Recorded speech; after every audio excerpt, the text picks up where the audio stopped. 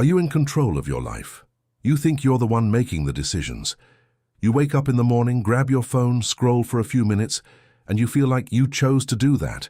You pick the same coffee, sit in the same spot, take the same route to work.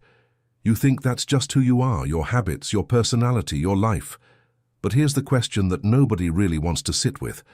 What if most of what you call your choices aren't actually yours at all? I know that sounds like something out of a movie, but bear with me because what I'm about to share with you is backed by decades of research. Research that won a Nobel Prize, and once you see it, you can't unsee it. There's something going on inside your head right now, something you can't hear, can't feel, and almost never notice, and it's been running the show for your entire life. Let me explain.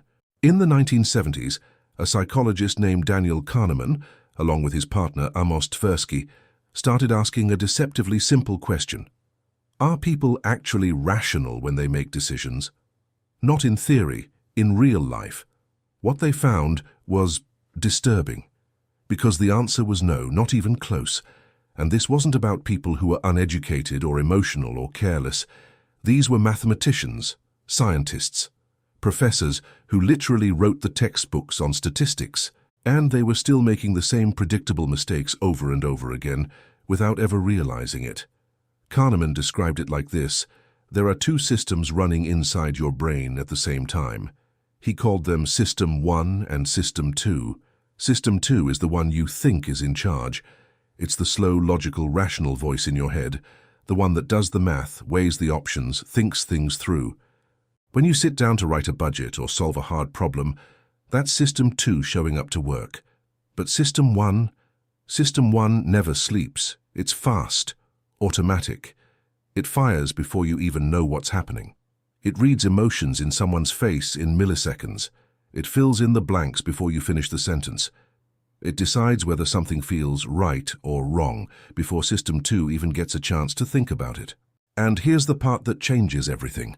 System 1 is running the show about 95% of the time, which means the decisions you think you made after careful consideration, most of them were already decided before you started thinking. System 2 just came in afterward and wrote the story that made it all feel intentional. Kahneman called this the illusion of understanding. We believe we understand why we do what we do, when in reality the machinery behind our choices is almost completely hidden from us.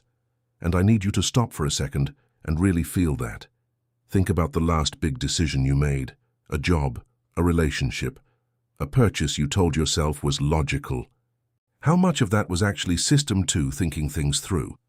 And how much was System 1 making the call while System 2 wrote the explanation afterward? You don't know. And that's the whole point. Because if you don't know what's really driving your decisions, can you honestly say you're in control of your life? Let me tell you something that's going to feel uncomfortable. Your brain has a flaw, not a small one, not a quirk, a deep structural flaw that affects every judgment you make, and you were never taught about it. Kahneman and Tversky called them heuristics. Mental shortcuts. Think of them like this. Your brain is processing millions of bits of information every second. Most of it is noise. So instead of analyzing everything from scratch every time, your brain takes shortcuts. It uses patterns, experiences, gut feelings. It makes the best guess it can with the least amount of effort. And most of the time that works great. But sometimes it gets you, and the tricky part is that you feel absolutely certain when it happens. You feel like you're thinking clearly, reasoning well, making solid choices. The feeling of confidence and the reality of accuracy are two completely different things, and your brain doesn't always tell you which one you're experiencing. Here's one of the most striking examples from Kahneman's research. He would ask people a simple question: which letter appears more often in the English language, K as the first letter of a word or K as the third letter? Almost everyone says the first letter. They're wrong. K appears far more often as the third letter, but because it's easier for your brain to recall words that start with K, like king, kitchen, knife, it feels like those words must be more common. The ease of remembering tricks you into thinking it's more frequent. Kahneman called this the availability heuristic. Whatever's easy to bring to mind feels more important, more likely, more real than things that are harder to remember. Think about what that means for your actual life. You think certain things are more dangerous than they are because the news showed them to you constantly. You think certain people are incompetent because you can easily remember one time they made a mistake. You think certain choices are risky because a story about failure is easier to recall than a statistic about success. Your fears aren't based on reality. They're based on availability, on what's easiest for your brain to pull up. And then there's something even more powerful, something that operates even deeper. The halo effect. Kahneman describes it simply. When we like someone, we tend to believe everything about them is good, their ideas, their judgment, their character. And when we don't like someone, we find reasons to doubt everything they say. You've felt this. You know you have. That confident speaker walks on stage, good-looking, well-dressed, great posture, and before they say a single word, you've already decided they probably know what they're talking about. That's System 1 making a judgment call. System 2 barely gets a vote. Now ask yourself this. How many people have you trusted, not because of evidence, but because of how they made you feel? How many opportunities have you passed up, not because the numbers didn't work, but because something felt off? How many times has your gut feeling actually been a shortcut, a bias, a ghost from a past experience that had nothing to do with the situation in front of you? This is the part most people never confront, because confronting it means admitting that you're not nearly as rational as you think you are, that the story you tell yourself about your life, all the reasons, the logic, the careful thinking, is often written after. The decision has already been made. The philosopher Daniel Dennett talks about the same thing from a different angle. He calls it the intentional stance, the tendency of humans to project reason and intention onto things that are actually driven by automatic processes. We are the stories we tell about ourselves, and we are very creative storytellers. The question is, are you willing to look at the storyteller? All right, so your brain takes shortcuts. It's biased. It builds stories after the fact. But here's where it gets really wild. What if I told you that other people can use these shortcuts against you, and you'd never even know? Kahneman's research revealed something called anchoring. And once you understand it, you'll never think about negotiation, pricing, or persuasion the same way again. Here's how it works. You ask a group of people to spin a wheel, except the wheel is rigged. It always lands on either 10 or 65. Then you ask them, what percentage of African countries are in the United Nations? The people who spun and got 10 guessed around 25%. The people who spun and got 65 guessed around 45%. Same question, same people. Completely different answers, based on a random number they'd seen moments before. The number planted itself in their minds like a seed, and when they went to make a judgment, they started from that anchor, even though it had absolutely nothing to do with the answer. Anchoring happens everywhere. When a store marks something down from $200 to $79, the $200 becomes the anchor. The $79 feels like a steal, even if the item was never worth $200 in the first place. When someone throws out a number first in a negotiation, they've set the anchor. Everyone else is just adjusting around their starting point. Every price tag, every salary negotiation, every first impression, anchors everywhere.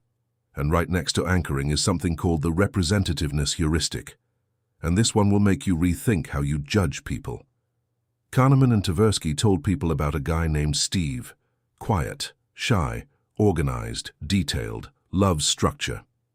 Then they asked, is Steve more likely to be a librarian or a farmer? Everyone said librarian. But here's the thing, there are about 20 male farmers for every male librarian in the United States.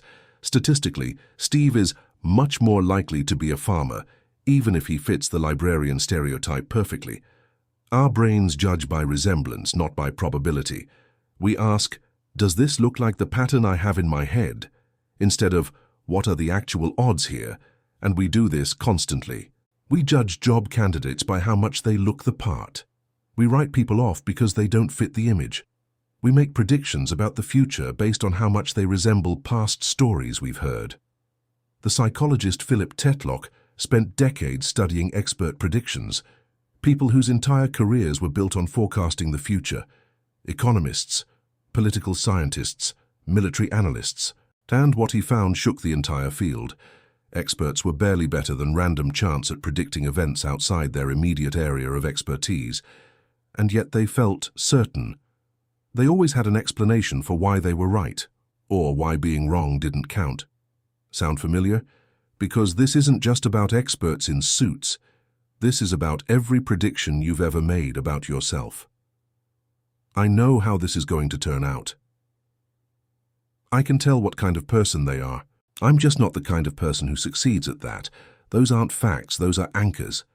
Heuristics, System 1 doing what it does best, making fast, confident, automatic judgments and passing them off as truth. And here's the deepest part of all of this. Most of us never question those judgments, because questioning them means uncertainty, and uncertainty is uncomfortable, and discomfort is exactly what System 1 was built to avoid. So we stay anchored to old ideas, old images of ourselves, old predictions we made years ago, never realizing that the anchor was dropped by someone else, or by a past version of ourselves, or by nothing more than a number on a spinning wheel. The question isn't whether you have anchors. The question is, do you know where yours came from? Here's what all of this builds toward. Here's the thing that ties it all together. Kahneman, after decades of research, after the Nobel Prize, after studying thousands of people from all walks of life, came to one central conclusion. We don't experience life the way we think we do. Not even close. He described two selves living inside each of us.